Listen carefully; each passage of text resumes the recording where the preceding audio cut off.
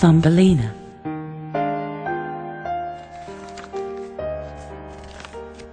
Once there was a woman who wanted a little girl very much indeed. She went to a wise old woman and said, "I do so want a little girl, a tiny little girl." The old woman gave her a seed of barley. "This is not the same sort of seed that is planted in the fields," she said. "This is not the same sort of seed that is given to hens. Take it home and plant it in a flower pot." So the woman took it home and planted it in a flower pot. Soon it grew into a beautiful flower like a red and yellow tulip. In the middle of the flower sat a little girl. She was so tiny that she was only half as big as a thumb. The woman called her Thumbelina. Thumbelina had half a walnut for a bed. She had violet petals for a mattress and a rose petal to cover her. In the daytime she played on the table and sang happy songs in her sweet little voice. One night an ugly toad came hopping by. She stopped to look at Thumbelina asleep in her walnut shell bed. "What a pretty wife she would make for my son," said the toad to herself. Quickly she picked up the bed with Thumbelina in it and hopped away. The toad took the bed down to the stream and put it on a water lily leaf. It was a long way from the bank, so Thumbelina could not run away. The next day the toad came back with her son. Thumbelina did not want to marry him at all. He was just as ugly as his mother. The toad and her son took the little walnut shell bed back to their own house in the marsh. They left Thumbelina on the lily leaf while they got the house ready for her. The fish swimming in the stream heard the toad talking about the new wife that her son was going to have. They swam up to the leaf to look at Thumbelina. As soon as they saw her, they knew that she was too pretty to marry an ugly toad and live with his mother in a marsh. There was only one way to help her.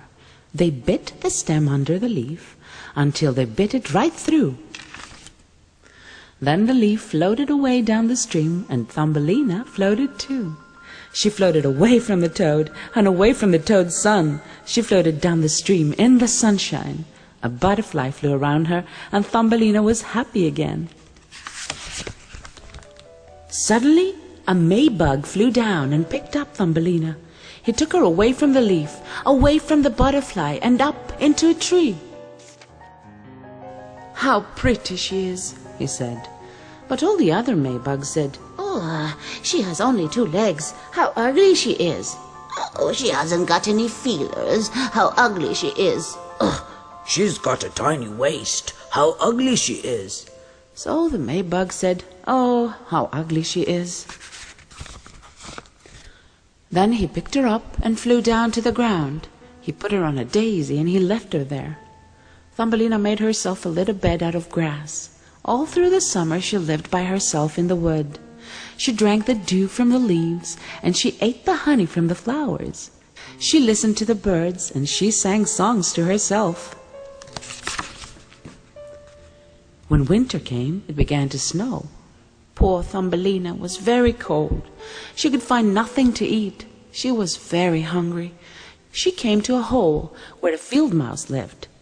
"Oh, please, can you give me some food?" she cried. The field mouse was very sorry for poor little Thumbelina. She asked her to come in and gave her some food.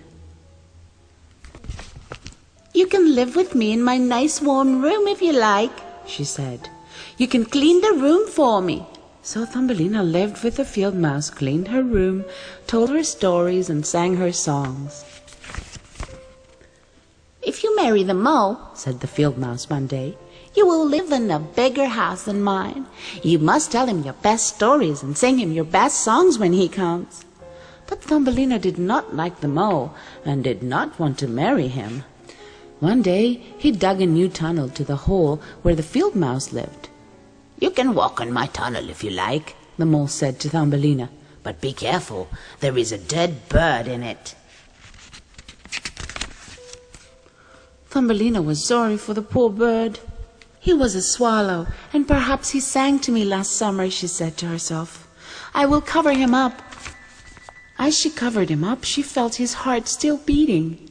The swallow was not dead. He was still alive, but very weak. All through the winter, Thumbelina looked after the swallow. In the spring, he was strong again. Thumbelina made a hole in the ceiling, and he flew out.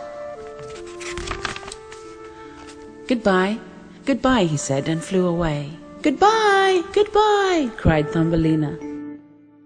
"You must marry the mole at the end of the summer," said the field mouse. "You must make yourself some nice new clothes first." At last the summer was over. The new clothes were made. Thumbelina stood at the door of the field mouse's hole to say goodbye to the sunshine. The mole's house was underground. He never saw the sun. "Goodbye, sun," she cried sadly. She saw the swallows flying in the sky. "Goodbye, swallows," she cried. One swallow came down to her. It was the swallow that she had looked after. "It will be cold again soon," he said. "I'm flying to a country where it is warm. Climb onto my back and come with me." So Thumbelina climbed onto the swallow's back, and they flew away. Miles and miles and miles they flew, until they came to a warm country. "Here we are," cried the swallow, and put Thumbelina down.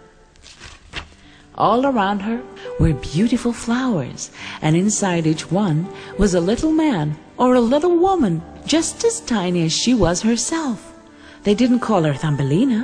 They called her Maya, and when she married the little prince of the flower people, they were all as happy as she was.